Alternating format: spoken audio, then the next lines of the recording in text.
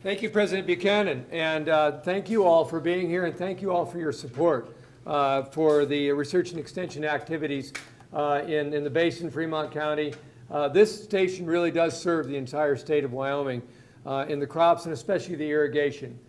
You told us you needed more help with irrigation, water, and those kinds of assessments. We've got Axel on board here, and one of the really impressive things we noticed on the tour just a little bit ago was how much the focus of the station has moved in that direction towards our irrigation research. President Buchanan mentioned the Morrill Act of 1862. You know, in addition to providing public education, it also added to law and medicine and general education the ag and the mechanical, and that means engineering and agriculture colleges. And before that, the country didn't have agriculture education. And it also set up, as President Buchanan mentioned, the three-legged stool of teaching, research, and extension. And really, you can't, if we do it right, we're linking all those things, the classroom, the laboratory, and the people of the state. And that needs to be a two-way street. And I want to talk a little bit about communication while I have a chance to visit with all of you. First off, I'd like to recognize again Brett Hess. Bill Gurn handles the research enterprise for the entire university. Brett Hess handles the research enterprise within our college. And Bill and Brett work very closely together in a number of areas, not the least of which is building our infrastructure for research, but also in areas such as developing collaborative projects and our competitive grants program, which are largely focused on some of those projects that producers need done. And Bill's been very supportive in doing that, and Brett's done a great job of rolling some of our new programs out in research. I'd also like to mention, I think I saw him in here, Glenn Whipple is the director of the Cooperative Extension Service. And so if you have any comments, suggestions about extension, Glenn will be in the audience today and on the tour. As President Buchanan mentioned, our enrollments are at an all-time high. We're over 1,000 students for the second year in a row. Not every ag college nationwide is enjoying that kind of success. I think the reason for that's twofold. First off, Wyoming still does get agriculture and still really is seeking knowledge in that area. The other is, I think we've focused our programs in areas where our students really have an opportunity to grow, get jobs, and be successful themselves. And the other thing we've started doing just from an educational standpoint, I mentioned this to a few of you at the crop improvement meeting earlier this year, but the College of Agriculture also, as part of our land grant, our portion of the university's land grant mission, has rolled out something called the Bachelors of Applied Science degree. And what this does is this allows students who've graduated from any of Wyoming's 7 two-year community colleges with a degree in the technical arts, and they've been out in the workforce for a few years, they can come back to the University of Wyoming and seamlessly transition into a 2-year program that will get them their bachelor's degree. And so, for example, down in the Southwest, a student who's graduated from Western College with a compressor technology degree and realizes several years later that, you know, it's really cold out in the desert in the middle of the winter with the wind blowing, and it might be nicer to be in the management suite of his company or her company. They can go get that piece of parchment. It's basically like an applied business degree or management degree, and this is open to students who've graduated and been out in the workforce for a couple of years. Those are kind of new things. That BAS program's been going on, I think now, President Buchanan, 3 years, I think now, something like that. And we're at an all-time high in terms of graduates and enrollees in that program. Our community colleges love the program, and we're working very closely with them to make sure those students are ready to go to the University of Wyoming when they're ready to come out of the workforce and get that bachelor's degree. Just a couple things about producer needs for applied research. Last year, we compiled over 100 projects statewide that we did based on producer requests. But after visiting with Kelly Spearing, Ron Pulley, some others last fall, it occurred to us with some comments they'd made that our process of getting input on what producer research needs done might not be reaching as many producers as it ought to. We were talking with our advisory boards, and we were also talking with just basically getting input from a general survey of ag producers statewide. We weren't getting great returns. And so we've started a new method with Kelly and Ron and and Larry Kundle down at CEREC. Those folks helped us put together a program where we're working through our advisory boards to specifically target producers that they know to reach out and get more information or more input.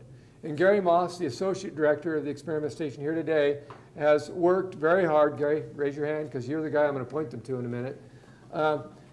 He's the one that put together the report on what we heard from two places, this extended network that Ron and his team reached out to, but also we've tried to engage the extension force. Extension is viewed as bringing the research from the laboratory to the field. But what we all have to remember is extension also is our eyes and ears. And we wanted to make sure that our extension folks were reaching out to their producers, not only saying, here's what we've got at University of Wyoming, but we want them also saying, what do you need? And giving us feedback that way. So with that new input, Gary has put together an applied research needs list, which is on our webpage, I believe, correct, Gary? And I would encourage you all to look that up if you are curious to see what our producers have asked us for, because that's where we're going to put our resources. If you have input, let Brett, Gary, Abdel, or Axel, any of our staff know, and we need to get that in the picture as we do our planning, so that we can make sure that we resource the most important research. The other thing that I'm going to do to try to improve our communication is I have asked Brett Hess and Glenn Whipple in the upcoming university academic plan to work together to come up with a better plan to better engage our extension service in our R&E centers, so that those folks are involved here as well as in the field with producers, and hopefully providing a better conduit, not only for information into us, but when our scientists find out something really interesting, make darn sure that that stuff we invent here at University of Wyoming is heard by our Wyoming producers. So that's our challenge, is to do better. We're working on it. One of the things you asked us for is more help with your budgeting and your financial analysis. Okay, we got a great crop. What does that mean to the bottom line? To that end, we have hired a new academic professional based in CEREC, but down at Lingle, Wyoming. But this individual will be available to all of our R&E centers and producers if they have a question about some of their budgeting and enterprise budgeting projects. We also have faculty members such as John Ritten in Laramie who can help with that process as well. And Abdel will be telling you later about some economic analysis that's going on crops right here at this station. So that's something you asked for. It's something we're starting to build in to our centers in a better way. Brett asked me to mention some of the other centers. He's going to focus his comments on this center. I want to just give you a couple updates on the other centers. I mentioned at the CEREC Center in Lingle, we do have a little bit of turnover. Professor Jim Kral has announced his retirement. We're hoping to get permission soon to bring another faculty member back out there. We did also hire that academic professional who will be doing enterprise budgets at that center. So things are going well there. The Sheridan Center. As you know, we've embarked over the past 11 years in rebuilding all of our centers, starting with Powell.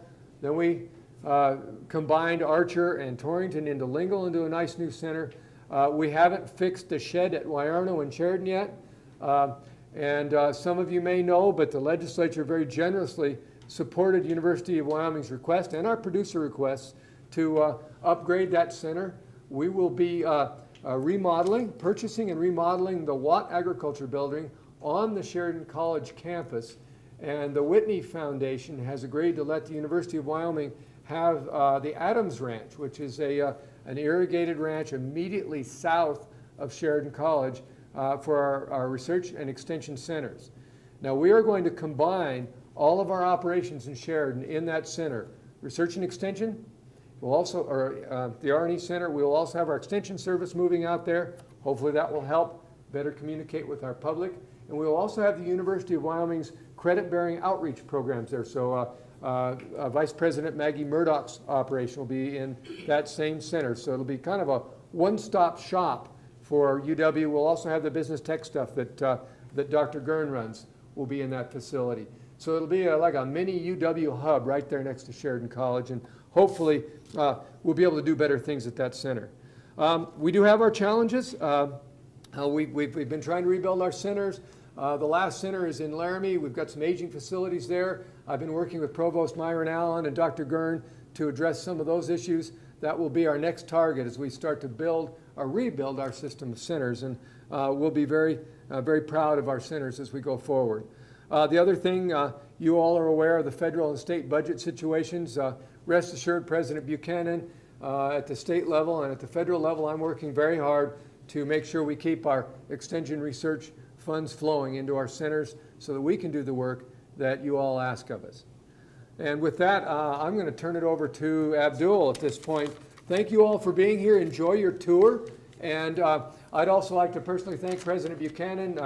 When I started here as president, he was the provost, and agriculture didn't have that high of a profile. But with Tom moving into the presidency, it's really helped this college. And I really, on behalf of all of you, will thank Tom Buchanan for all of his good support for agriculture at the University of Wyoming.